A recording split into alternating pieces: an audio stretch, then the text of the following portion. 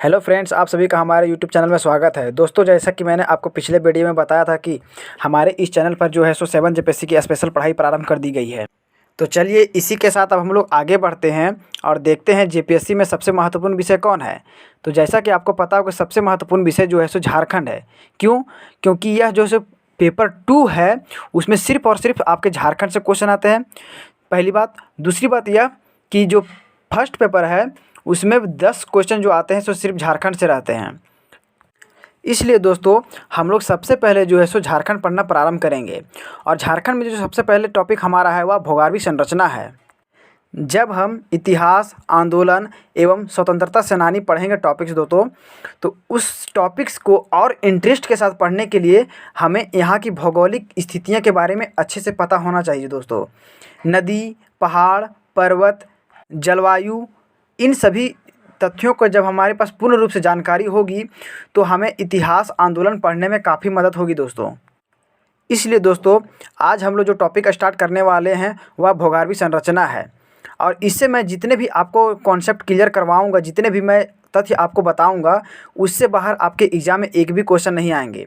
चाहे जेएसएससी हो, जेपीएससी हो या झारखंड में होने वाले अन्य प्रतियोगी परीक्षाओं में भी यहाँ से क्वेश्चन आ सकते हैं दोस्तों। इन सभी तथ्यों को ध्यान में रखते हुए हम बिल्कुल ही बारीकी के साथ इसको पढ़ेंगे और सारे के सारे कॉन्सेप्ट जो है सो मैं आपको क्लियर करवाता रहूँगा। तो आप वीडियो को स्किप किए बिना पूरा अंत तक देखें, क्योंकि इसके मध्य में मैं आपको बहुत सारी कुछ महत्वपूर्ण सूचनाएं हैं जो मैं बताने वाला हूँ एग्ज़ाम से संबंधित। तो चलिए इसी के साथ करते हैं वीडियो का प्रारंभ। दोस्तों, आज का टॉपिक है हमारा झारखंड का भोगारवी संरचना।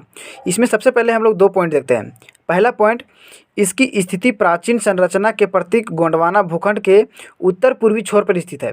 कहने का मतलब है दोस्तों कि जो झारखंड है वह गोंडवाना भूखंड के उत्तर पूर्वी छोर पर स्थित है। दूसरा पॉइंट है दोस्तों, झारखंड राज्य की भौगोलिक संरचना में प्राचीनतम आर्कियन कालीन चट्टानों से लेकर नवीनतम जलोढ़ निक्षेप तक पाए जाते हैं। अब यहाँ पर एक पॉइंट आता है दोस्तों, आर्कियन कालीन। तो आप सब बहुत कोई ऐसे स्टूडेंट होंगे जो आर्कियन काल से सब परिचित होंगे, और बहुत कोई ऐसे स्टूडेंट होंगे जो आर्कियन काल को नहीं जानते होंगे। आगे बहुत ऐसे पॉइंट्स आएंगे जो काल खंड से संबंधित होंगे। इस चीज़ को आपको बेहद ही स्थिर पूर्वक समझना होगा, क्योंकि यह कालखंड जो है सो अपने आप में बहुत बड़ी कालखंड है। इसके लिए तो मैं आपको पर्सनली वीडियो बना दूंगा जिसमें आपको इसके बारे में संपूर्ण डिटेल्स में सो आपको बता दूंगा। लेकिन यहाँ पर हम लोग सिर्फ देखेंगे कि कौन सा कालखंड जो है सो पहले और कौन सा कालखंड जो है सो बाद में आते हैं। लेकिन इस कालखंड को जानने से पहले हमने जो पहला पॉइंट पढ़ा था उसके बारे में थोड़ी सी बात कर लेते हैं। तो वहाँ पर जो है एक वर्ड आया था गोंडवाना लैंड। दोस्तों, आप में से बहुतों को कोई पता होगा कि झारखंड जो है सो हमारा गोंडवाना लैंड का जो है एक भाग है। सिर्फ झारखंड ही नहीं, बल्कि अगर पूरी भारत की बात की जाए तो यहाँ पर जो है सो कई क्षेत्रों में जो है सो गोंडवाना लैंड के जो है सो चट्टान पाए जाते हैं। तो आखिर में ये गोंडवाना लैंड है क्या? गोंडवाना लैंड इसको क्यों कहते हैं? चलिए देखते हैं, थोड़ा सा कुछ पीछे के बारे में हम लोग समझते हैं। जैसा कि आप देख पा रहे होंगे, मैंने पृथ्वी यहाँ पर बनाई हुई है और इस पर सारे कॉन्टिनेंट को जो है सो एक साथ मैंने एक जगह पर समेटा हुआ है। आप लोग सोच रहे होंगे कि हमारी जो मानचित्र है वह इस प्रकार की तो नहीं है, तो आपने फिर इसको एक जगह क्यों समेटा हुआ है? दोस्तों, अगर पूर्व काल की बात की जाए तो प्रारंभ में जो है सो हमारी जो मैप थी वो इसी प्रकार से दिखती थी। कहने का मतलब है कि जितने भी जो हमारे भी कॉन्टिनेंट है वह सारे के सारे जो है सो एक साथ पहले एकजुट हुआ करते थे। यह जो एकजुटता थी जिसको हम लोग पेंजिया कहते हैं। दूसरी ओर जो है सो आपको ये क्षेत्र दिख रहा होगा, ये पूरा का पूरा क्षेत्र जो है सो जलखंड है। इसको हम लोग पैंथालासा के नाम से जानते हैं। दोस्तों, जब हम लोग वर्ल्ड ज्योग्राफी पढ़ेंगे तो उसमें वेगनर के सिद्धांत में इसके बारे में हम लोग संपूर्ण जानकारियाँ देखेंगे। अब आगे समझते हैं, यह जो पेंजिया और पैंथालासा है उसमें प्रारंभिक काल में गुरुत्वाकर्षण बल के कारण जो है सो प्रथम विस्थापन की प्रक्रिया जो है प्रारंभ होती है। ठीक है, जो नीचे का जो अंटार्कटिका आप देख पा रहे होंगे, यहाँ से जो है सो उत्तर की ओर, यानी कहने का मतलब है दक्षिणी ध्रुव से उत्तरी ध्रुव की ओर जो है सो विस्थापन की प्रक्रिया प्रारंभ होती है। और यही प्रक्रिया के बीच में जो है सो यह जो भूखंड है वह 2 भागों में बढ़ जाता है। जैसा कि आप इसमें देख पा रहे होंगे कि यह जो है सो भूखंड 2 भागों में बांट दिया है। एक भूखंड जो निचला हिस्सा का भूखंड है उसे गोंडवाना भूखंड कहते हैं, और जो उत्तरी हिस्सा का जो भूखंड है उसे अंगारा भूखंड कहते हैं। ठीक है, तो इसमें भी आप देख पा रहे होंगे कि जो गोंडवाना भूखंड है इसमें मैंने भारत को चिन्हित किया है। जैसा कि आप देख पा रहे हैं, भारत जो है सो गोंडवाना लैंड का ही एक भाग है। इस विस्थापन की प्रक्रिया का ही नतीजा है कि भारत जो है सो गोंडवाना लैंड का एक भाग है और यहाँ पर जितने भी चट्टान जो पाए जाते हैं वह गोंडवाना काल के ही चट्टान जो है सो पाए जाते हैं। चलिए अब हम लोग आगे देखते हैं कालखंड के बारे में और देखते हैं कि कौन सा कालखंड जो है सो पहले आया और कौन सा कालखंड जो है सो बाद का है। सबसे पहले बात करते हैं कालखंडों की। तो दोस्तों, पृथ्वी के प्रारंभ से लेकर के अब तक इसे 5 महाकल्पों में बांटा गया है और इन 5 महाकल्पों को जो है सो अलग अलग खंडों में बांटा गया है। पहला कालखंड जो है दोस्तों वह अर्ध महाकल्प है, जिसे हम लोग प्री कैम्ब्रियन काल के नाम से भी जानते हैं। कहने का मतलब जो कैम्ब्रियन काल के जो पूर्व के कालखंड हैं उसे प्री कैम्ब्रियन काल कहते हैं। इस कालखंड को जो है सो दोस्तों 2 महाकल्पों में हम लोग देखते हैं। सबसे पहला महाकल्प जो है सो आर्कियन महाकल्प है, दूसरा है दोस्तों प्रोटेरोजोइक महाकल्प, तीसरा महाकल्प जो है सो दोस्तों पैलियोजोइक महाकल्प है। पैलियोजोइक महाकल्प को सामान्यतः 6 भागों में बांटा जाता है। पहला कैम्ब्रियन कल्प, दूसरा आर्डोविशियन कल्प, तीसरा साइलूरियन कल्प, चौथा डेवोनियन कल्प और पांचवा है कार्बोनिफेरस कल्प और छठा है पर्मियन कल्प। नेक्स्ट है दोस्तों मेसोजोइक महाकल्प। इसे पुनः 3 उपखंडों में बांटा जाता है। पहला ट्रियासिक कल्प, दूसरा जुरेसिक कल्प, तीसरा क्रिटेशियस कल्प। चलिए अगला देखते हैं। अगला जो है सो केनोजोइक महाकल्प है। इसे 2 भागों में बांटते हैं, टर्सरी कल्प और क्वाटरनरी। इस 2 कालखंडों को जो है सो पुनः उपखंडों में बांटा जाता है। पहला टर्सरी कल्प के उपखंड देखते हैं तो इसको 5 भागों में बांटा जाता है। पहला प्लायोसीन, दूसरा इयोसीन, तीसरा ओलिगोसीन, चौथा मायोसीन और पांचवा प्लेयोसीन। अब बात करते हैं क्वाटरनरी की, तो इसे 2 उपखंडों में बांटा जाता है। पहला प्लेस्टोसीन और दूसरा होलोसीन। मैंने यहाँ पर सिर्फ आपको कालखंडों से परिचित करवाया है। यह कालखंड कब से कब तक थे, इन कालखंडों में कौन कौन से जीव आए, इन कालखंडों के बीच जो है सो कौन सी ज्वालामुखी क्रियाएं हुए, इन सभी चीज़ों को हम लोग जब इस पर मैं आपको एक अलग से वीडियो बनाऊंगा तो उसमें देखेंगे। चलिए आगे बढ़ते हैं और अब देखते हैं मुख्य रूप से झारखंड के बारे में। तो झारखंड की भौगोलिक संरचना की बात करते हैं दोस्तों, तो इससे सामान्यतः हम लोग 8 भागों में देखते हैं। पहला प्राचीन युग का आर्कियन निर्माण, दूसरा नवीन आग्नेय निर्माण, तीसरा विंध्या युगीन निर्माण, चौथा गोंडवाना युगीन निर्माण, पांचवा राजमहल ट्रैप, छठा तृतीय कल्प के निर्माण, सातवां लेटेराइट निर्माण और आठवां नवीन जलोढ़ निर्माण। दोस्तों अब हम लोग आगे देखते हैं कि जो एग्ज़ाम में आपके जहाँ से क्वेश्चन आते हैं हम लोग उन्हीं संरचनाओं के बारे में पढ़ेंगे। तो सबसे पहला है आर्कियन क्रम। दोस्तों कहने का मतलब है कि आर्कियन काल जो हम लोगों ने अभी पढ़ा, इसमें कौन कौन से जो चट्टान है, कौन कौन से पर्वत है जो सो यहाँ पर निर्मित हुए, उनके बारे में पढ़ना है। चलिए कुछ पॉइंट्स देखते हैं। आर्कियन चट्टानों का विस्तार झारखंड में 90% भूभाग पर है। दोस्तों यह क्वेश्चन जो है सो आपको पूछ सकता है कि झारखंड के कितने प्रतिशत क्षेत्र पर जो है सो आर्कियन चट्टानों का निर्माण है, तो इसका आंसर हो जाएगा 90% भूभाग पर होता है। आर्कियन चट्टानों को जब हम अध्ययन करते हैं दोस्तों तो इसे 2 भागों में बांटकर अध्ययन करते हैं। पहला आर्कियन ग्रेनाइट तथा नीस प्रकार की चट्टानें, दूसरा धारावाड़ क्रम की चट्टानें। सबसे पहले देखते हैं हम लोग आर्कियन ग्रेनाइट तथा नीस प्रकार की चट्टानों में क्या क्या विशेषताएं हैं। तो दोस्तों इसे झारखंड का आधारीय संरचना का निर्माण माना जाता है। अगर हम जिलों की बात करें तो यह रांची, गुमला, सिमडेगा, साहेबगंज, सरायकेला तथा पूर्वी झारखंड में यह चट्टानें जो है सो पाई जाती हैं।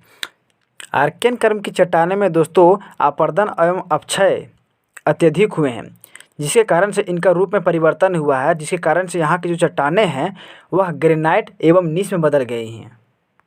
अगला पॉइंट है दोस्तों हमारा धारावाड़ क्रम की चट्टानें। इसकी जानकारी जो है दोस्तों सामान्यतः कर्नाटक के धारावाड़ से मिली थी, जिसके कारण से ही जो है सो इसका नामकरण धारावाड़ क्रम की चट्टानें कहा गया है। धारावाड़ क्रम की चट्टानें की बात करें तो दोस्तों यह परतदार चट्टानों के रूप में जानी जाती है और इन चट्टानों में क्वार्टरजाइट, फाइलाइट, सिस्ट जैसे चट्टानें भी पाई जाती हैं। अगर जिलों की बात की जाए दोस्तों तो पूर्वी एवं पश्चिमी सिंहभूम, सरायकेला का अधिकांश भाग, सिमडेगा तथा रांची जिला में भी धारावाड़ क्रम की चट्टानें मिलती हैं। दोस्तों यह चट्टानें में जो खनिज है वह धात्विक और अधात्विक दोनों प्रकार के हैं, जिसमें लौह अयस्क, काइनाइट, तांबा, क्रोमाइट, यूरेनियम इत्यादि जो है सो दोस्तों पाए जाते हैं। इन झीलों के अलावा जो है सो हजारीबाग कोडरमा के क्षेत्र में भी धारावाड़ समूह की चट्टानें मिलती हैं, जहां पर माइक्सिस्ट और अब्रक जैसे खनिज जो है सो प्रसिद्ध हैं। अगला पॉइंट है दोस्तों हमारा कुड़ुपा तथा विंध्यान समूह की चट्टानें। इन चट्टानों की बात की जाए तो दोस्तों इनमें से जो कुड़ुपा चट्टान है वह झारखंड के कोल्टान उच्च भूमि को छोड़कर कहीं भी नहीं मिलते हैं दोस्तों। और अगर विंध्यान क्रम की चट्टानों की बात की जाए तो यह झारखंड के उत्तर पश्चिम भाग में सोन नदी क्षेत्र में पाई जाती है। यह चट्टानें मूलतः रोहतास पठार का दक्षिणी हिस्सा है। सोन नदी घाटी में लगभग 900 मीटर मोटी परतों के रूप में यह जो चट्टान है सो स्थित है। इन चट्टानों की बात करें दोस्तों तो यह बलुआ पत्थर एवं चूना पत्थर से युक्त परतदार चट्टानें हैं। इसी काल में जो है सो दोस्तों पारसनाथ पहाड़ी की जो है सो उत्थान भी इसी क्रम में हुई है। इन चट्टानों की अगर बात की जाए तो यह सामान्यतः पलामू और गढ़वा जिले में मिलते हैं। नेक्स्ट पॉइंट है दोस्तों हमारा गोंडवाना क्रम की चट्टानें। देखते हैं इसमें कुछ पॉइंट्स। तो इन चट्टानों का निर्माण जो है सो दोस्तों दामोदर घाटी के तलछट से हुआ है। और अगर बात की जाए यहाँ पर खनिज पदार्थों की तो यहाँ कोयले का भंडार के साथ ही बलुआ पत्थर की परत भी पाई जाती है दोस्तों। इसलिए यह जो कालखंड है सो आर्थिक दृष्टिकोण से काफ़ी महत्वपूर्ण है दोस्तों। अगर इसका विस्तार का बात की जाए तो यह गिरिडीह, राजमहल की पहाड़ियों तथा उत्तरी कोयल नदी क्षेत्र में है। इस काल में अत्यधिक कोयले का निर्माण हुआ है, इसलिए इसे कोयला युग के नाम से भी जाना जाता है, जिसका कारण है दामोदर तथा सोन भ्रंश में पेड़ पौधों के धंसने से कोयले का निर्माण हुआ है। अगर इसका नामकरण की बात की जाए तो HB मेडलिकाट इन चट्टानों को मध्य प्रदेश की एक जनजाति गोंडा के नाम पर गोंडवाना नाम से संबोधित किया है। अगला भौगोलिक संरचना के पॉइंट्स देखते हैं तो सीनोजोइक क्रम है। इसी काल में जो है सो दोस्तों हिमालय में उत्थान हो रहा था, जिसका प्रभाव जो है सो छोटा नागपुर पठार पर भी पड़ा। तो चलिए देखते हैं इस उत्थान जो है सो कैसे कैसे हुआ। तो उत्थान को जो है सो हम लोग 3 भागों में बांट कर देखते हैं। सबसे पहले देखते हैं प्रथम उत्थान। तो यह जो प्रथम उत्थान है दोस्तों यह मायोसीन युग में हुआ है। इसी कालखंड में जो है सो उत्थान के साथ साथ काफ़ी भौगोलिक हलचलें भी हुई हैं, जिसके कारण से छोटा नागपुर क्षेत्र में पाट जो क्षेत्र है, पाट का प्रदेश जो है, उस क्षेत्र में भी उत्थान की प्रक्रिया देखने को मिली है। इसके परिणाम स्वरूप पाट क्षेत्र रांची हजारीबाग पठार से लगभग 1000 फीट जो है सो ऊंचा उठ गया। अगला है दूसरा उत्थान। इसका कालखंड देखते हैं तो अंतिम प्लायोसीन युग में जो है सो इसका उत्थान हुआ है। इस काल में भी पुनः जो है सो भौगोलिक हलचलें हुई, जिसके कारण से जो है सो दोस्तों रांची हजारीबाग पठार का लगभग 1000 फीट उत्थान हुआ, जिसके परिणाम स्वरूप पाट क्षेत्र का लगभग 2000 फीट ऊपर उठ गया। चलिए तीसरा उत्थान देखते हैं। इसकी कालखंड की अगर बात की जाए तो यह प्लेस्टोसीन युग की है। ठीक है, पुनः छोटा नागपुर पठार क्षेत्र में भौगोलिक हलचलें हुई और रांची हजारीबाग पठार का लगभग 2000 फीट उत्थान हुआ, जिसके परिणाम स्वरूप पाट क्षेत्र लगभग 3000 से 3600 फीट ऊपर उठ गया। जितना उत्थान इनका उस समय हुआ था, वर्तमान में इसकी ऊंचाई उतनी नहीं है, जिसका कारण है अपक्षय एवं अपर्दन जो है सो लगातार यहाँ पर होते रहे हैं, जिसके परिणाम स्वरूप इसकी जो ऊंचाई है वह घट गई है। चलिए 5वां पॉइंट देखते हैं, राजमहल ट्रैप तथा दक्कन लावा की चट्टानें। इसकी अगर बात की जाए दोस्तों तो राजमहल ट्रैप का मूल विस्तार झारखंड के उत्तर पूर्वी भाग में है। अगर जिला में देखा जाए तो इसको और साहेबगंज के पूर्वोत्तर भाग में व पाकुड़ के पूर्वी भाग में है। इसके अलावा यह झारखंड के पाट क्षेत्र पलामू, गढ़वा, गुमला तथा लातेहार में भी है। यहाँ पर अपक्षय एवं अपर्दन के परिणाम स्वरूप लेटेराइट एवं बॉक्साइट का निर्माण हुआ है। और अगर बॉक्साइट की बात की जाए तो यह विशेष तौर पर लोहरदगा, गढ़वा, गुमला, लातेहार में, पलामू में निकाला जाता है। चलिए 6ठा पॉइंट देखते हैं, नवीन जलोढ़ निक्षेप। दोस्तों अगर नवीन जलोढ़ निक्षेप की बात की जाए तो नदियों के अपर्दन एवं जलोढ़ के निक्षेपण के परिणाम स्वरूप इसका निर्माण हुआ है और झारखंड में राजमहल के पूर्वी क्षेत्र, सोन नदी घाटी तथा स्वर्ण रेखा नदी की निचली घाटी में इस क्षेत्र के नदियों के जलोढ़ के निक्षेप के कारण इस संरचना का निर्माण हुआ है। ये सारे पॉइंट्स से जो है सो दोस्तों आपके एग्जाम में प्रश्न पूछे जा सकते हैं। भौगोलिक संरचना में यह सारे पॉइंट जो है सो आपके लिए बेहद ही महत्वपूर्ण हो जाते हैं। चलिए हम लोग देख लेते हैं कि वर्ल्ड में झारखंड जो है सो कहाँ है। तो जैसा कि आप सब देख पा रहे होंगे कि झारखंड जो है सो हमारा भारत के उत्तर पूर्वी क्षेत्र में स्थित है।